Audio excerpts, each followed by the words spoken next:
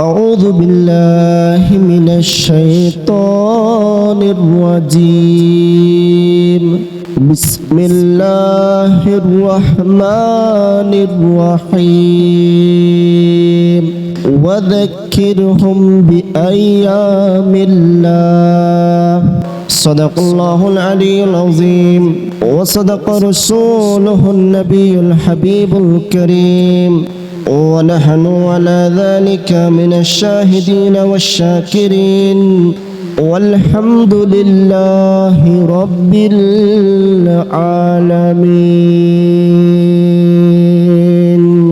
আজকের আজ মুশান পবিত্র ঈদে মিলাদুন নবী সাল্লাল্লাহু আলাইহি ওয়াসাল্লাম মাহফিলে উপস্থিত সম্মানিত মুরব্বি আলে কেরাম মুরব্বি আলে ইজাম পর্দার হারাল হতে ওয়াজ শ্রবণরত সম্মানিত মা ও বোনেরা রহিমানি ওয়া রাহিমাকুমুল্লাহু তাআলা আসসালামু আলাইকুম ওয়া রাহমাতুল্লাহি ওয়া বারাকাতুহু। সর্বপ্রথম মহান রব্বুল আলামিনের দরবারে লাখ কোটি শুকর আদায় করছি, যিনি আমাকে আপনাকে আমাদের সকলকে আল্লাহর হাবিবের এই পবিত্র মিলাদুন নবী মাহফিলের মধ্যে আসার বসার তৌফিক দান করেছেন। প্রত্যেকেই তার শুকরিয়াতে জবান করে বলে আলহামদুলিল্লাহ।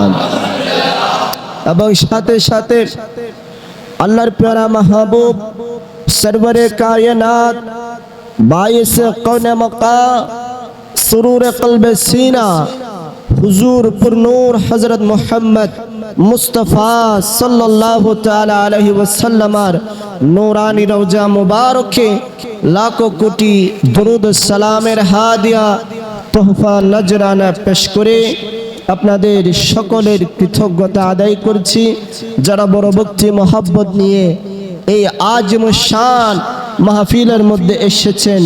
প্রত্যেকের হাজিরিকে আল্লাহ তাআলা কবুল আর মঞ্জুর করুন। সম্মানিত হাজিরিন, এই মাস আল্লাহর হাবিবের বেলাদতের মাস, শুভ আগমনের মাস। এই মাসের মধ্যে এই পৃথিবীর মধ্যে আল্লাহ তাআলা তার প্যারা মাহবুবকে পাঠিয়ে আমাদেরকে ধন্য করেছেন। তিনি কেমন নবী? যেই নবী শুধু উম্মতের কথা চিন্তা করে, যেই নবীর শান ও মান ওয়ারাফানা লাকা যিকরাক আল্লাহ তাআলা এমন ভাবে বাড়িয়েছেন যতদিন পৃথিবী থাকবে, আসমান জমিনে, আসমানের ফেরেশতারা, জমিনের সমস্ত মাখলুকাত সেই নবীর প্রশংসা করে। সুবহানাল্লাহ। আবার নবী দুনিয়াতে আগমনের দিন পুরো আসমান জমিন পর্বত পাহাড় নদী নালা কুল কায়নাত সমগ্র মাখলুকাত আমার নবীর আগমনে খুশি হয়েছে। সুবহানাল্লাহ। সম্মানিত হাজিরিন, তো আল্লাহ তাআলা তার হাবিবের শান ও মানকে এমন ভাবে বুলন্দ করেছেন। আল্লাহ তাআলা আল্লাহর হাবিবের শান ও মানকে পবিত্র কুরআনুল কারীমের মধ্যে তার হাবিবের শান ও মানকে এত বেশি বুলন্দ করেছেন। আল্লাহ তাআলা সমস্ত নবীদেরকে কুরআনুল কারীমের মধ্যে নিজের নাম ধরে ধরে রেখেছে, কিন্তু একমাত্র আমাদের নবী মুহাম্মদুর রাসূলুল্লাহ সাল্লাল্লাহু তাআলা আলাইহি ওয়াসাল্লামকে কুরআনুল কারীমের কোন জায়গার মধ্যে ইয়া মুহাম্মদ মুহাম্মদ নাম বলে ডাকে নাই। মোহাব্বত করে, ভালোবেসে, আদর করে কখনো ইয়া আইয়ুহাল মুজাম্মিল বলে ডেকেছে, ইয়া আইয়ুহাল মুদাসসির বলে ডেকেছে, ইয়াসিন বলে ডেকেছে, তোহা বলে ডেকেছে। এভাবে সুন্দর সুন্দর লকব দিয়ে আল্লাহ তার মাহবুবকে সম্বোধন করেছে। সুবহানাল্লাহ। আল্লাহু আকবার।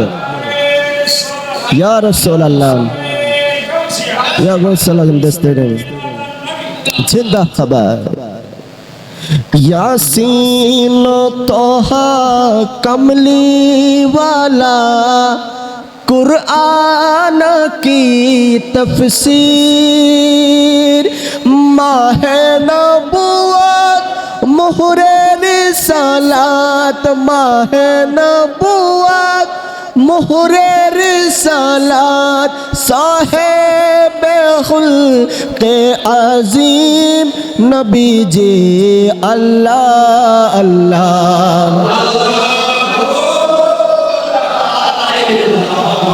আল্লাহ আল্লাহ আল্লাহ।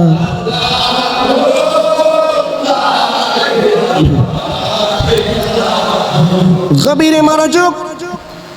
একদিন সাহাবায়ে কেরামদের একটা মজলিস হয়েছে। ওই মজলিসের মধ্যে আল্লাহর নবীর প্যারা সাহাবায়ে কেরাম, আল্লাহর নবীর প্যারে সাহাবায়ে কেরামদের থেকে কিছু কিছু সাহাবায়ে কেরাম আল্লাহর বড় বড় পয়গম্বর নবী যারা রয়েছে তাদের তাজকিরাত, তাদের আলোচনা করছে। আমার নবীর সাহাবায়ে কেরামদের মধ্য থেকে আমার নবীর কিছু সাহাবী বলা বলি শুরু করছে। আল্লাহ তাআলা সাইয়্যিদুনা ইব্রাহিম আলাইহিস সালামকে খলিলুল্লাহ, আল্লাহর বন্ধু হিসেবে গ্রহণ করেছে। কিছু সাহাবী বলা বলি করছে আল্লাহ তাআলা সাইয়্যিদুনা আদম আলাইহিস সালামকে খলিফাতুল্লাহ, খলিফা হিসাবে নির্বাচন করেছেন। আর কিছু সাহাবী বলছে আল্লাহ তাআলা মুসা আলাইহিস সালামকে নজিউল্লাহ বলে কবুল করে নিয়েছেন। আল্লাহ তাআলা ঈসা আলাইহিস সালামকে রূহুল্লাহ হিসেবে কালিমাতুল্লাহর লকব দিয়েছেন। এভাবে সাহাবায়ে কেরাম এক এক নবীর গুণগান, এক এক নবীর শানমান নিয়ে আলোচনা করছে। আর ওইদিকে আমার নবী তার হুজরা মুবারক থেকে আসার সময় সাহাবায়ে কেরামদের এই আলোচনাটুকু শোনার পরে আমার নবী সাহাবায়ে কেরামদেরকে বলছে, ও আমার সাহাবায়ে কেরাম, শোনো শোনো, তোমরা এতক্ষণ পর্যন্ত যে ইব্রাহিম আলাইহিস সালামকে খলিলুল্লাহ হিসেবে গ্রহণ করেছে, মুসা আলাইহিস সালামকে নজিউল্লাহ বলেছে, আদম আলাইহিস সালামকে খলিফাতুল্লাহ হিসেবে গ্রহণ করেছে, এভাবে তোমরা যে সমস্ত নবীদের গুণগান আলোচনা করছো এটা আমার কানে পৌঁছেছে। তোমরা শুনে নাও, শুনে নাও। আল্লাহ তাআলা আনা হাবিবুল্লাহ, আমি হচ্ছি হাবিবুল্লাহ, আমি হচ্ছি আল্লাহর বন্ধু। আনা হাবিবুল্লাহ লা ফখরা, আমি হচ্ছি হাবিবুল্লাহ, আল্লাহর বন্ধু, কিন্তু আমি এতে গর্ব করি না, ফখর করি না।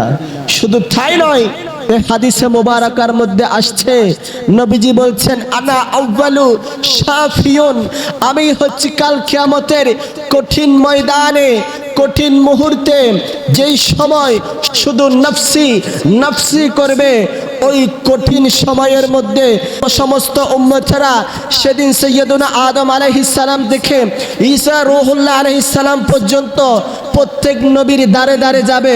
সেদিন প্রত্যেকের জবানে একটি বাক্য উচ্চারিত হবে, ইযহাবু ইলা গায়রি, ইযহাবু ইলা গায়রি, আরেকজনের কাছে যাও, আরেকজনের কাছে যাও। এই কঠিন সময়ের মধ্যে উম্মতের পেরেশানি দেখে আমার নবীজি আল্লাহর দরবারে সিজদায় লুটিয়ে পড়ে গুনাহগার উম্মতের জন্য আকুতি মিনতি করবে।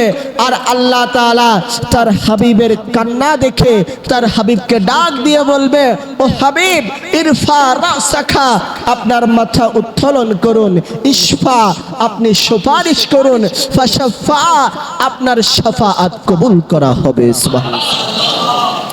আনা আউয়ালু শাফিউন, কাল কিয়ামতের ময়দানে আমি নবী সর্বপ্রথম শাফাআত করব, সুপারিশ করব। শাফাআতের দরজা আমি নবীর মাধ্যমে উন্মোচন হবে। বড় করে বলুন সুবহানাল্লাহ। 12 সূর্যের তাপ পড়িবে হাসরের দিনে, আপনি বিনে আমাদেরকে ছায়া দিবেন কে, আপনি বিনে আমাদেরকে ছায়া দিবেন কে, শাফাআতের কান্ডারি, শাফাআতের কান্ডারি নবী মুস্তাফা, মারহাবা মারহাবা মারহাবা মারহাবা, জিন্দা নবী মারহাবা মারহাবা মারহাবা, দয়াল নবী আমরা নবীর আগমনে খুশি না বেজার? সেজন্য আল্লাহ বলেছেন ওয়াযাক্কিরহুম বিআইয়ামিল্লাহ, তোমরা আল্লাহর দিন সমূহকে স্মরণ করো। এই আয়াতের তাফসীরের মধ্যে এসেছে বিনিআমিল্লাহি তাআলা, আল্লাহর দিনকে স্মরণ করা মানে হচ্ছে যেই দিন তোমরা আল্লাহর নিয়ামত পেয়েছো, আল্লাহর নিয়ামত পাওয়ার দিন সমূহকে স্মরণ করো। আমরা আল্লাহর পক্ষ হতে কোনো যদি স্পেশাল বিশেষ নিয়ামত পেয়ে থাকি, তখন আমরা আল্লাহকে স্মরণ করি কিনা? স্মরণ করি না? ঘরে যদি একটা আপনাদের নাতি হয়, আপনারা আল্লাহরে স্মরণ করেন না? ওই নাতি যেদিন দুনিয়াতে এসেছে সেই দিনটাকে মনে করেন না? ওই দিন অমুক দিনের মধ্যে আমার নাতি দুনিয়ার মধ্যে এসেছে। তো আমরাও 12ই রবিউল আউয়াল সুবহে সাদিক সোমবারের দিন আমার নবী যে দুনিয়ার জমিনের মধ্যে শুভ আগমন করেছেন, আমরা সেই আগমনকে স্মরণ করে আমার নবীর মিলাদুন নবীর মাহফিলের আয়োজন করি। আমার নবীর শানে জশ্নে জুলুসে ঈদে মিলাদুন নবী বের করি। বড় করে বলুন সুবহানাল্লাহ। নাকি জশ্নে জুলুস বেদাত? বেদাত হবে? তারা তো ফতোয়া লাগায়, আমরা নাকি বেদাত করি। জশ্নে জুলুস এটা সাহাবীদের যুগে ছিল না, এটা কোরআনে নাই, হাদিসে নাই, এভাবে কত রকম কথা বলে। তো যারা জশ্নে জুলুসের বিরোধিতা করে, আমি তাদের উদ্দেশ্যে বলতে চাই, আমরা যখন জশ্নে জুলুস উদযাপন করি তোমাদের খারাপ লাগে, ভাই তোমাদের খারাপ লাগার দরকারটা কি? তোমরা তখন বলো আমরা যখন জশ্নে জুলুস উদযাপন করি তখন তোমাদের খারাপ লাগে, তোমরা জশ্নে জুলুস নিয়ে ট্রল করো, জশ্নে জুলুসের বিরোধিতা করো, জুলুস খুঁজে পাও না। আমি তোমাদেরকে বলবো কিতাব খুলে দেখো, যেদিন আমার নবীজি আমিনার রেহম থেকে দুনিয়ার জমিনের মধ্যে এসেছিলেন, সেদিন জিব্রাইল আলাইহিস সালাম আসমান থেকে ফেরেশতাদের একটি বহর নিয়ে দুনিয়ার মধ্যে এসে মারহাবা ইয়া রাসূলুল্লাহ, মারহাবা ইয়া রাসূলুল্লাহ বলে বলে আমার নবীর জুলুস করেছে। বড় করে বলেন সুবহানাল্লাহ। শুধু তাই নয়, যেই দিন আমার নবী মেরাজের মধ্যে গিয়েছিলেন, সেদিনও ফেরেশতারা মিছিল করে করে আমার নবীকে বাইতুল মুকাদ্দাসে নিয়ে গেছে। সেখানে আবার সমস্ত নবীরা আমার নবীর মিছিল করেছে, জুলুস করেছে। এভাবে নবীজি এক আসমান থেকে আর এক আসমানে যখন যাচ্ছিলেন, এক আসমান সপ্ত আসমান পাড়ি দিয়ে সিদরাতুল মুনতাহায় পৌঁছা পর্যন্ত প্রত্যেক আসমানের মধ্যে ফেরেশতারা আমার নবীর জুলুস করে করে মিছিল করে করে আমার নবীকে সিদরাতুল মুনতাহায় নিয়ে গেছে। শুধু তাই নয়, যেদিন নবী মুস্তাফা মক্কাতুল মুকাররমা থেকে মদিনাতুল মুনাওয়ারায় হিজরত করে গিয়েছিল, সেদিন মদিনাবাসীরা, মদিনার আনসার, মুহাজির, আবাল বৃদ্ধ বনিতা সকলে আমার নবীর আগমনে খুশি হয়ে আল্লাহর নারায়ে তাকবীরের স্লোগান দিয়েছিল, নারায়ে রিসালাতের স্লোগান দিয়েছিল। সেদিন মদিনাবাসীরা, মদিনার আবাল বৃদ্ধ বনিতা সকলে চলা আল বদরু আলাইনা মিন সানিয়াতিল ওয়াদাই ওয়াজাবা শুকরুন আলাইনা মাদা আলিল্লাহ হিদাই, এই নাত পড়ে পড়ে কেউ ঘরের উপর, কেউ ছাদের উপর, কেউ বাইরে, প্রত্যেকেই দব বাজিয়ে বাজিয়ে এই নাত পড়ে পড়ে আমার নবীর জুলুস করেছে। বড় করে বলুন সুবহানাল্লাহ।